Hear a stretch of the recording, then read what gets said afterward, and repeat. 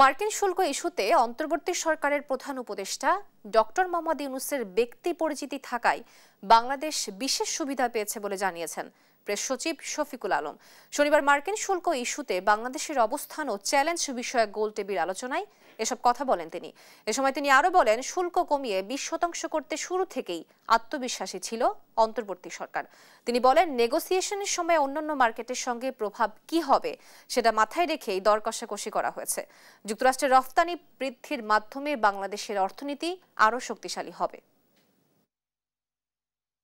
অনেকে বলছেন যে আমরা লাস্ট মিনিটে, বাট এটার কারণ হচ্ছে যে এই লাস্ট মিনিটেই মানে আমরা লাস্ট মিনিট পর্যন্ত ওয়েট করেছি একটা এই 20%-এর জন্য। কথা হচ্ছে যে আমাদের তো ইউএস ছাড়াও তো আমাদের বড় মার্কেট আছে, আমরা উই এক্সপোর্ট আবার $50 বিলিয়ন, কিন্তু তার মধ্যে $8 বিলিয়ন যায় ইউএসএ। তো আমি অন্য মার্কেটে হচ্ছে যে বাংলাদেশে $42 বিলিয়ন যাচ্ছে, এবং অনেক মার্কেটে খুবই ম্যাসিভলি মানে গ্রোয়িং দেন ইউএস মার্কেট।